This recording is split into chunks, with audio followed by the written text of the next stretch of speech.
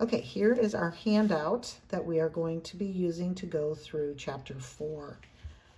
So the first study we're looking at is a sports team. It's a new sports team. The Oklahoma City Thunder National Basketball Association team.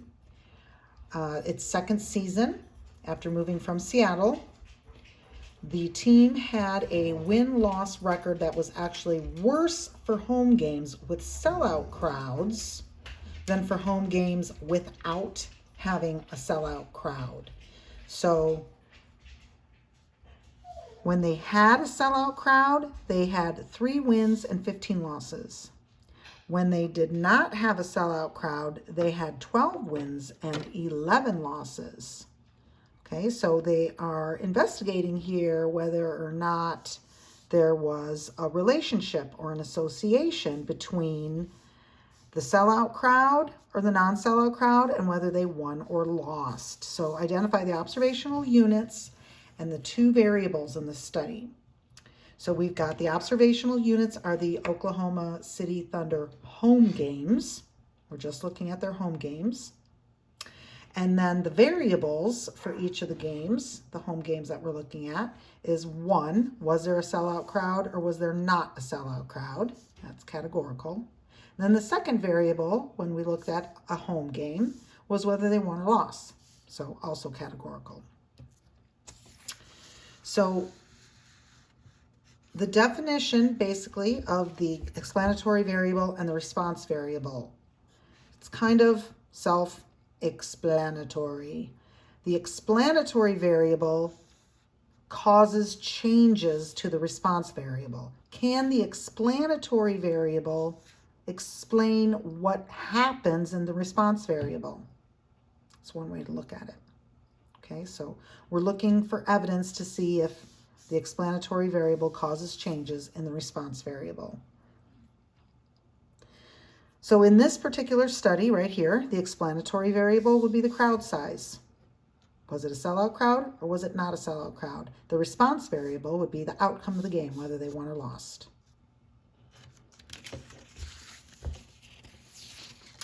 So we're going to explore the data. So this is the data that was given to us. When we look at and compare 2 variables, many times we put them in what we call a 2-way table.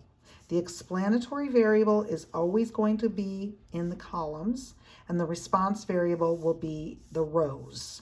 Okay, so this is a 2-by-2 because we have 2 possibilities for each of the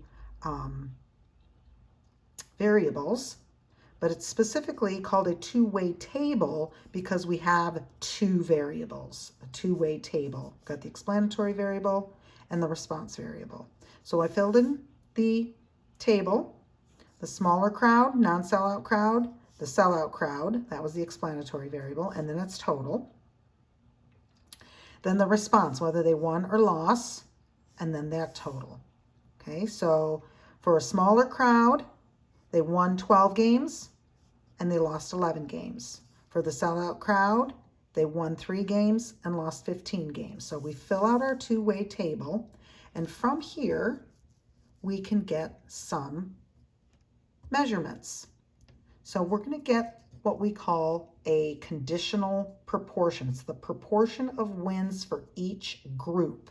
The group where we're talking about here is the non-sellout crowds and the sellout crowds. So each group is the crowd size, the explanatory variable, our groups that we're looking at and comparing. So we're going to get the proportion of wins. So this is a statistic because this is just looking at the second season statistics. So it's not all of their games. It's just that 1 second season we took as a sample. So it is a statistic. So we use p hat. It's a proportion, p hat. I just use this little subscript to help me differentiate between the 2 sample proportions of wins. And it tells me what group it's in. So this is the proportion of wins for the non-sellout, and this will be the proportion of wins for the sellout. So I have 12 out of 23 and 3 out of 18. So the total with a smaller crowd and the total with the sellout crowd are not necessarily always going to be the same. The two groups will not always have the exact same amount. It's not necessary. So we get those proportions. We can look at them as a percent. I just realized I didn't finish saying what this was. Proportion of wins for sellout crowds.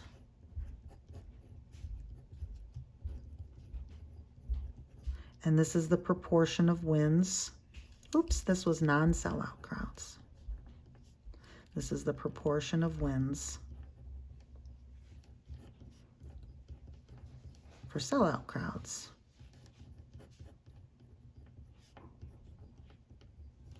So these are called conditional proportions because they are specific to this group. Okay, conditional distributions or conditional proportions. What is the condition? The condition is that it's in the smaller crowd, the condition that it's in the sellout crowd. Okay, so how we can look at a picture, a graph of these conditional proportions, we use what we call a segmented bar graph. So the segmented bar graph compares the two groups. Both graphs go to 100%. So we're using the proportion or the percent. So this is either the percent of wins or the proportion. I've got percent right here. Okay, so this is our conditional percent of wins. And notice that each bar goes to 100%. They both go up to 100%. So we're not simply just comparing numbers, we're comparing proportions or percents.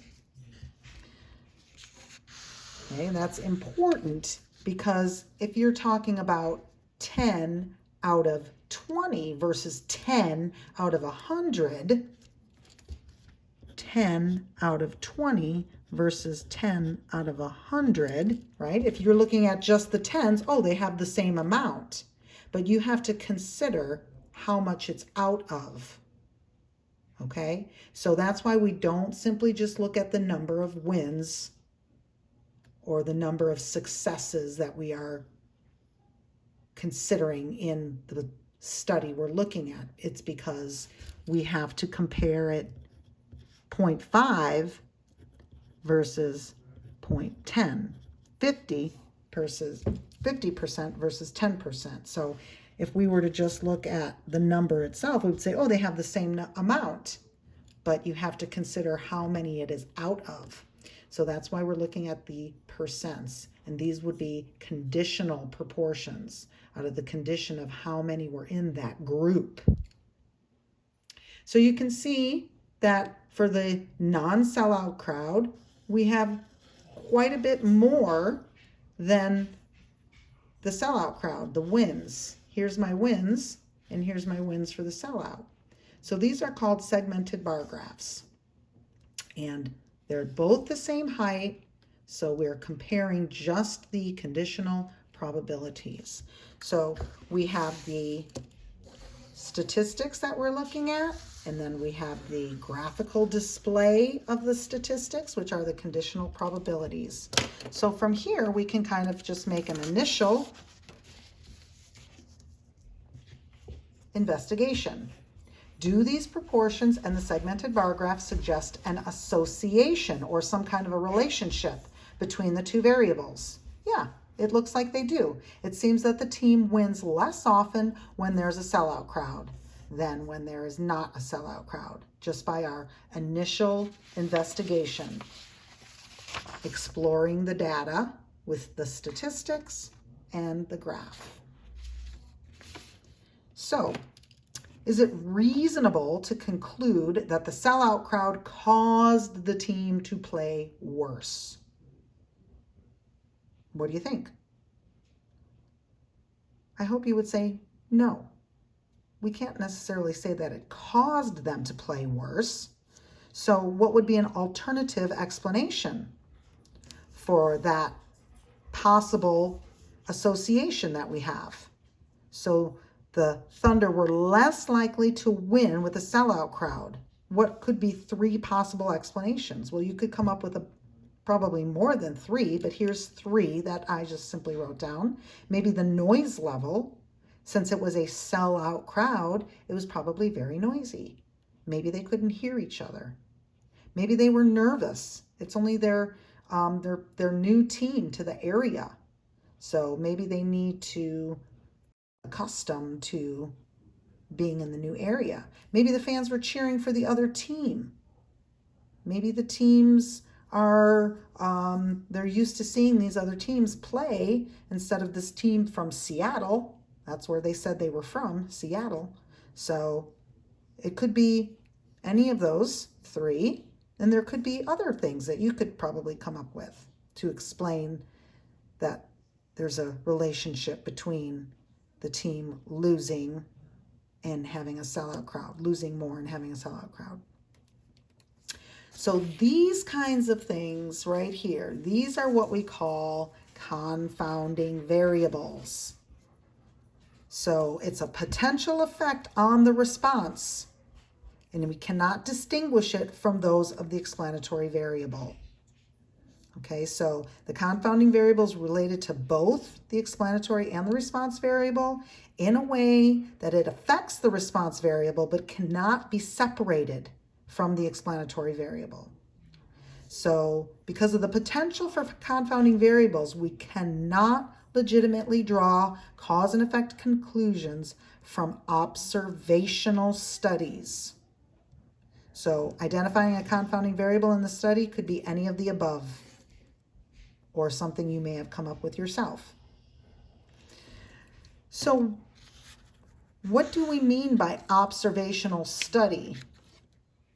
An observational study passively records information from the observational units, meaning we just watch and record the data without intervention. Whereas an experiment, we actively intervene. We impose things on the explanatory variable and the observational unit, or also known as an experimental unit if we're talking about an experiment. Okay, so is this an observational study or an experiment? An observational study or an experiment. The study that we're looking at with the Oklahoma City Thunder games, and whether they have a sellout crowd, non-sellout crowd, whether they win or whether they lose. Are we imposing anything, or are we just passively sitting back and recording what we see? Hopefully you said we are passively sitting back, recording what we see, and it is an observational study. So once again, we never ever draw cause and effect conclusions when we are looking at an observational study, because confounding variables could be present and we cannot really distinguish between the two. So that doesn't mean we cannot say that we think there's an association or a relationship. We just cannot say one caused the other. Okay. Next example. So here we're looking at a study that worked with elderly people, and they wanted to see if they could improve their recovery from disturbances or perturbations, meaning if they tripped or if they slipped or something like that. That's what they mean by postural disturbances, perturbations, tripping or slipping, falling, something like that. So can they be instructed to improve their recovery? So suppose researchers wanted to compare 2 recovery strategies. One of the recovering strategies was to lower their step, making the step shorter, or elevating, making their step longer. So subjects will have to be trained on the 2 recovery strategies, and then they'll be asked to apply it after they feel themselves tripping. So the researchers will induce the subject to trip, but of course they're going to give them some safety precautions. So we're not going to abuse any elderly here. Using a concealed mechanical obstacle. So the observational units here are the elderly people. The first variable is the recovery technique. So there's 2 techniques. One was lowering or shortening their step.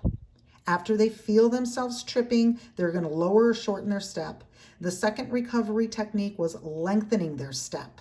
Okay, so that was one of the variables, whether they were instructed to do this or whether they were instructed to do that. Then the second variable was whether they fell or they were able to recover. Either they fall or they don't fall. So observational units are the elderly people. We watch them. Again, they have a safety harness on. They were kind of triggered to trip or slip, and then they were told to either do this or this. So that was one variable. We're recording whether they do this or whether they do this. And then the second variable was whether they fall or they don't fall. Okay, so what do you think the explanatory variable is, and what do you think the response variable is? So the explanatory variable is going to be the recovery technique. So the response is whether they fall or recover. So here's the explanatory variable. So whether they are lowering or shortening their step or whether they are lengthening their step, does that affect whether they fall or they recover? So explanatory is the recovery technique, and the response is whether they fall or not. So how could we design this as an experiment? We give some people one of the recovery techniques and some other people the other technique, and then we trip them. Of course, with the safety harness on, and see whether they fall or not. So this is an experiment because we are telling them what technique they have to use. We're imposing the recovery technique, one of these 2 things, on the observational units. Okay? So we're not just sitting back and observing which one they use. We are actually going to tell them which one to use. And if you go back and look at this, they are going to train them on one of the 2 recovery strategies.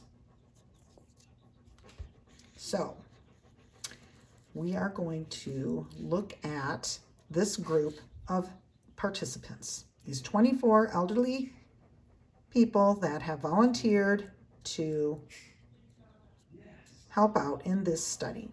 Okay, so we got 24, got some females, got some males. Would it be reasonable to give the females the lower strategy and the males the elevating strategy? Hopefully you said no, because then we'll have gender as a confounding variable. If you simply tell the females to do one strategy and the males to do the other strategy, you've got the possibility that they are recovering or not recovering due to their gender. Okay, so what could we do instead? Mix them up. Yeah, we're going to just mix up the groups. We're going to try to eliminate the effect of confounding variables. All right, so by doing random assignment of the volunteers into the 2 different groups. So we're going to have 2 different groups. We're going to have the group that does the lowering or the shortening step. And then we're going to have the group that does the lengthening step. And what we're going to do right now is we're going to go to the applet to demonstrate here how randomizing really will potentially balance out our confounding variables. All right, so I've got this app. Push this aside, bring up my computer here, and I'm in my applet page. There's my applet page. You guys could do this at home. All right, and I'm going to the randomizing subjects. So it's right here, randomizing subjects. If you click on that, this page comes up. So notice that over here, I've got my 24 people. Let's see if I can zoom out. There we go. There's my 24 people.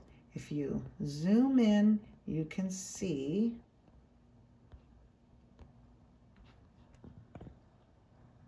we got Matt and Bob and Roger, Anna. The red are the females, the blue are the males. So if I want to get a little better look, instead of having my group 1 and group 2 give me the names of each, I'm going to click on show graphs. So group 1 right now is all male, and we have 12 in that group. Group 2 is the 8 females and 4 males, 4 leftover males, right? So we've got 12 and 12. But you can see that this really is not going to help to take away that possible effect of male, female, because group 1 is all males.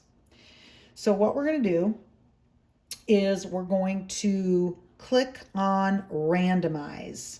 So right here it says randomize. I'm going to click on that and watch what happens over here on the right. So what we did was we just shuffled everybody up and dealt them out 12 in group 1 and 12 in group 2. Okay, almost like shuffling a deck of cards and then dealing them. So if I had 24 cards representing the 24 individuals, and we just randomly shuffled them up and put 12 here and 12 here, then you could see that we've got a little bit more of a balance. Now, what you have down here, what's plotted in this little graph right here, is the difference in the sample proportions, meaning the proportion of men. So here I have 0.5833 men. I've got, let's see, 7 out of 12.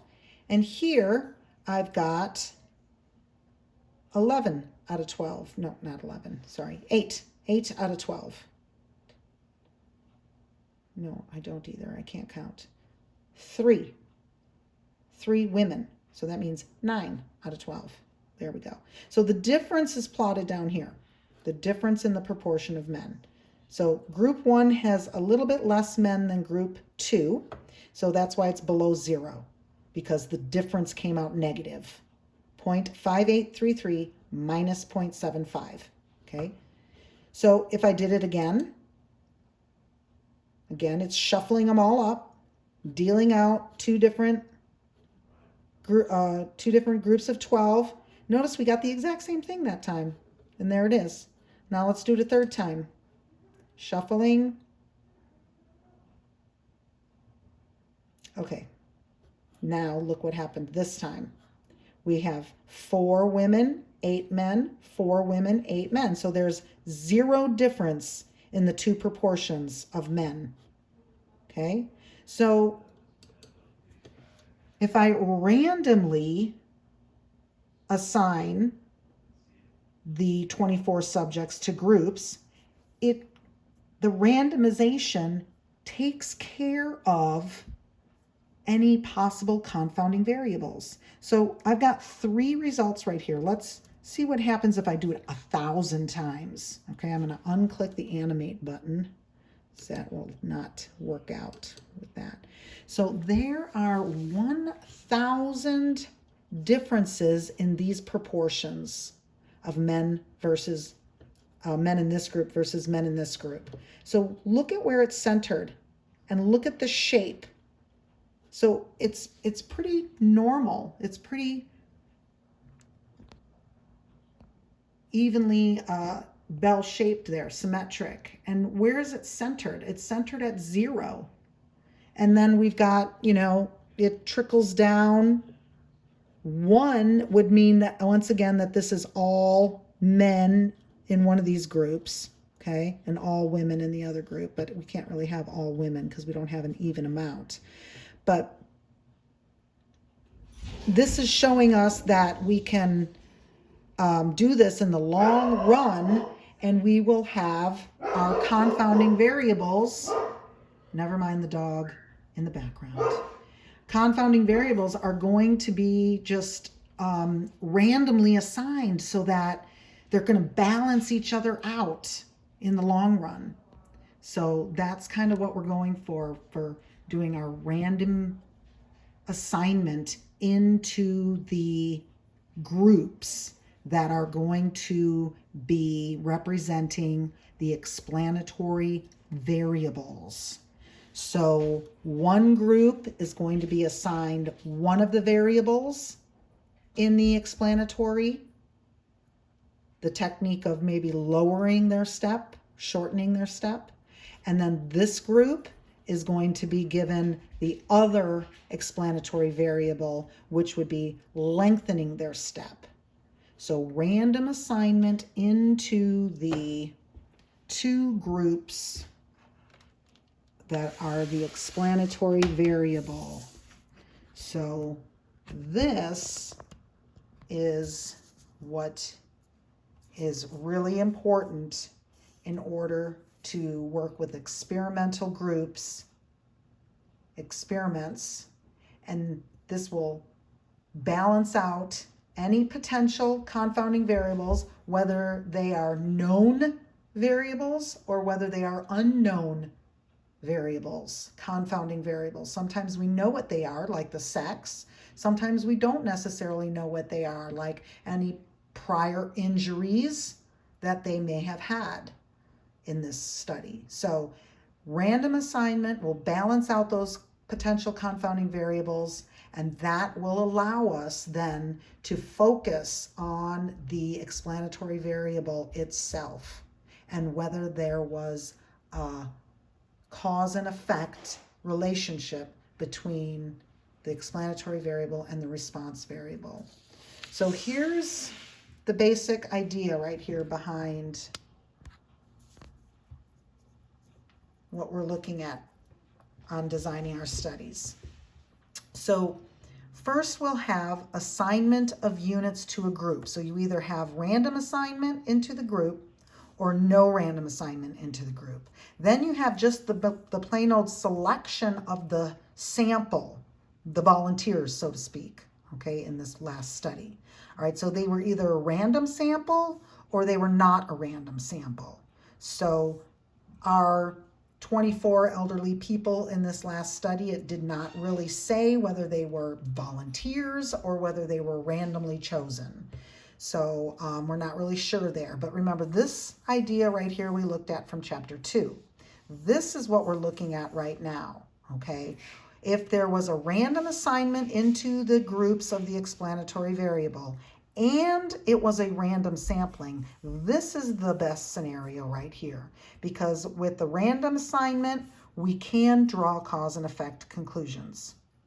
If it's a random sample, we can infer to populations that are larger than just, say, the one little nursing home, if that's what we were looking at, or just the one area.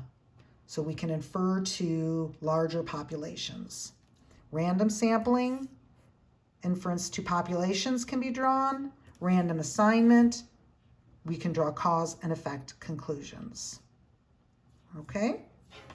So once we have decided that there was a relationship, some kind of an association, there's still that possibility, of course, that it was just by chance, okay? Just by chance. We got lucky.